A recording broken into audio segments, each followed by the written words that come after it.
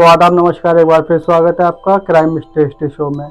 मैं आपका होस्ट दानिश। उम्मीद करता हूँ आप सब लोग खैरियत से होंगे, अपना ख्याल रख रहे होंगे, अपनों का ख्याल रख रहे होंगे। एक ऐसा जहाज जिसे टाइटैनिक के बाद सबसे ज़्यादा भरोसेमंद जहाज कहा जाता था, आज इस जहाज की कहानी में आपके सामने पूरी कहानी रखूँगा।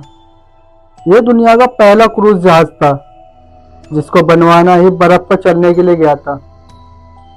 इसकी परफॉर्मेंस इतनी अच्छी थी कि इसे अंटार्कटिक में कई जगह पर बचाने का भी रिकॉर्ड बनाया था।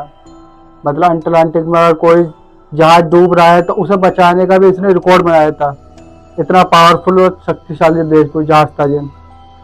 लेकिन 23 नवंबर 2007 की रात को काले और वीरान ओशन में इस जहाज को ऐसा हादसा पेश आया कि इसको बीच ओशन में अकेला छोड़कर निकलना पड़ा। कैप्टन की मजबूरी बन चुकी थी। दोस्तों, बात है 1960 की। 1960 में समुद्र के रास्ते अंटार्कटिक का सफर करना लगभग नामुमकिन सा था, क्योंकि महासमुद्र में बर्फ से भरा होता था। किसी नॉर्मल जहाज का वहां जाना तो ऐसा था जैसे कि अपनी मौत को खुद दावत देना। मगर एक अमेरिकन बिजनेसमैन जिनका नाम एरिक लिंड ब्लेड, इन्होंने इसे चैलेंज समझकर कबूल किया और एक ऐसा जहाज बनाने का इरादा किया जो आसानी से अंटार्कटिक का सफर कर सके। इसी मकसद के लिए एक स्पेशल जहाज तैयार किया जिसकी लंबाई लगभग 240 फीट और वजन 2300 टन से भी ज्यादा था। इस जहाज का नाम लिंड ब्लेड एक्सप्लोरर रखा गया। अगर इस जहाज की तुलना टाइटैनिक से की जाए तो इसके मुकाबले छोटा जरूर था, लेकिन मजबूती में उससे कई गुना ज्यादा मजबूत था। इस जहाज का काम अंटार्कटिक ओशन में लोगों को सैर कराना था, जो कोई आम जहाज नहीं करा सकता था। इस जहाज को ऐसे डिजाइन किया गया था कि जहाज के वजन से ही बर्फ टूट जाती थी। इस जहाज में 109 पैसेंजर और 54 क्रू मेंबर के लिए जगह मौजूद थी। इस जहाज में तमाम फैसिलिटी के अलावा एक चीज ऐसी थी जो इस जहाज की शान में इजाफा कर रही थी। इस जहाज के हॉल को डबल लेयर से बनाया गया था। इस जहाज का नाम शुरू में लिंड ब्लेड एक्सप्लोरर रखा गया था, लेकिन वक्त के साथ साथ इस जहाज के नाम और ओनर दोनों ही बदलते रहे और 2004 में इसे टोरंटो बेस्ट ट्रेवल कंपनी ने खरीदा था और इसका नाम एमबी एक्सप्लोरर रखा था। जो 2004 में से खरीदा था, इसकी लास्ट डीलिंग थी। इसका जहाज को किसी ने नहीं खरीदा। 2007 तक एमबी एक्सप्लोरर अंटार्कटिक ओशन में 250 कामयाब सफर कर चुकी थी, लेकिन इसी साल के नवंबर में इसे एक ऐसे सफर पर रवाना होना था जहां से लौटकर फिर ये जहाज कभी लौटकर नहीं आया। एमबी एक्सप्लोरर अपने 19 दिन के सफर के लिए तैयार हो रहा था। इस जहाज को अर्जेंटीना के शहर उसवा से फोकलैंड आइलैंड होते हुए साउथ जॉर्जिया आइलैंड और फिर अंटार्कटिक तक जाना था। 11 नवंबर 2007 को एमबी एक्सप्लोरर में 100 पैसेंजर और 54 क्रू मेंबर मौजूद थे। यहां तक तो दोस्तों सब कुछ ठीक चल रहा था।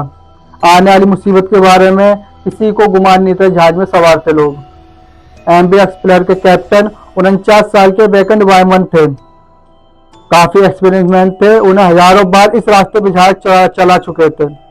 पर कैप्टन चाहे कितनी भी तजुर्बेकार क्यों न हो, वहां की बदलती कंडीशन की वजह से हर बार अलग अलग मसलों का सामना करना पड़ता था। इस सफर की शुरुआत में कैप्टन ने एक अजीब सा फैसला लिया। वो अपने रूट से हटकर एक नए रूट से जहाज को लेकर जाना चाहते थे। कैप्टन ने सोचा इस रास्ते पर बर्फ कम मिलेगी और सफर आसान हो जाएगा। शुरू के 10 दिन तो सही से गुजर गए, लेकिन 22 नवंबर की शाम को पैसेंजर अपने केबिन में जाने की तैयारी कर रहे थे। इसी दौरान एमबी एक्सप्लोरर में ऐसी जगह पहुंचती है जहां हद से ज्यादा बर्फ मौजूद थी। बर्फ से बार बार जहाज के टकराने की वजह से जहाज में पैनिक पैदा हो जाता है। अब कैप्टन जहाज की स्पीड भी कम कर देते हैं और आहिस्ता आहिस्ता जहाज पतली बर्फ की लेयर से निकलकर मोटी और पुरानी बर्फ की लेयर की तरफ बढ़ रहा था। आधी रात को एक जोरदार आवाज होती है और जहाज रुक जाता है। पहले तो किसी को कुछ समझ नहीं आया, लेकिन बाद में पता चला कि इस जहाज को बर्फ की चट्टान से टकरा गया है जहाज। खैर, कैप्टन जहाज को दोबारा चलाने में कामयाब रहते हैं। अब जहाज दोबारा चलना शुरू कर देता है। मगर कैप्टन समेत जहाज के लोगों को ये नहीं जानते थे कि जहाज के हॉल में एक सुराख हो गया है और पानी भी धीरे धीरे जहाज के निचले हिस्से में जमा होना शुरू हो गया है। यह मंजर देख पैसेंजर में बौखलाहट पैदा हो गई और खौफ ज्यादा हो गए। हर शख्स अपनी जान बचाने के लिए इधर उधर भागने लगा। पानी अब पूरे जहाज में भरना शुरू हो गया था। शुरू में तो कैप्टन को लगा कि छोटी मोटा डैमेज हुआ है और इस पर काबू पा लेंगे, लेकिन जब कैप्टन ने देखा पानी का प्रेशर बढ़ता जा रहा है तो कैप्टन ने तुरंत जहाज खाली करने का ऑर्डर दिया और लोगों को लाइफ बोट पर जाने के लिए कहा। अब जहाज धीरे धीरे एक तरफ झुक रहा था। क्रू मेंबर भी शिप को खाली कराने में बिजी थे। यह जहाज अपनी मंजिल से करीब 46 किलोमीटर दूर था, लेकिन इस हालत में जहाज का अपनी मंजिल तक पहुंचना लगभग नामुमकिन सा था।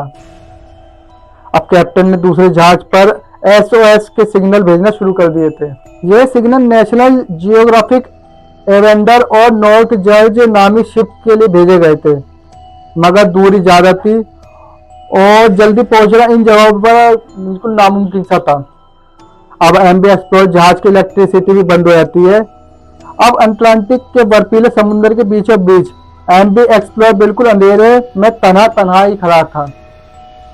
इलेक्ट्रिसिटी फेलियर की वजह से इंजन के मैन्युअली तरीके से ऑन करने की भी कोशिश की गई, लेकिन खुशकिस्मती होती है कि इंजन ऑन हो जाता है।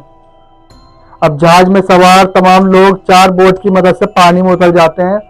पानी लेकिन बहुत ठंडा होता है और ठंडा पानी इतना होता है कि जमा देने वाली ठंड होती है और पानी ठंडा होता है, तेज हवाएं भी चल रही होती हैं। जब लगा कि जहाज पूरी तरह डूबने वाला है तो जहाज के सवार कैप्टन और क्रू मेंबर भी इस लाइफ बोट में सवार हो जाते हैं।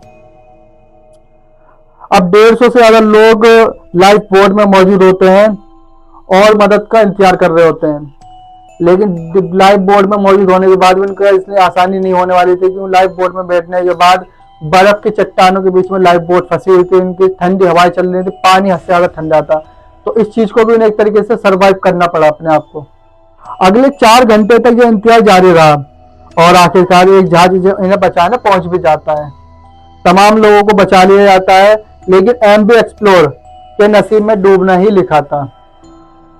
बाद में इस हादसे के लिए एक इन्वेस्टिगेशन टीम भी बिठाई जाती है, जिसने अपनी रिपोर्ट में कैप्टन बैंक बमन को जिम्मेदार ठहराया। मौजूदा वक्त में MV एक्सप्लोरर पेंगिंग आइलैंड से 25 मील साउथ ईस्ट में 1300 मीटर गहराई में मौजूद है। तो ये थी आज की कहानी उस जहाज की जिसे टाइटैनिक से ज्यादा मजबूत समझा जाता था, लेकिन जिसका अंजाम एंड में वही हुआ जो टाइटैनिक जहाज का हुआ था। तो ये थी आज की कहानी दोस्तों। उम्मीद करता हूँ आपको कहानी पसंद आई हो। कहानी पसंद आई हो तो वीडियो लाइक करें, चैनल सब्सक्राइब करें और ऐसी इंटरेस्टिंग कहानी सुनने के लिए हमारे साथ जुड़े रहें। मुझे कमेंट करके बता सकते हैं। अब मिलता अगली कहानी में, जब तक के लिए धन्यवाद।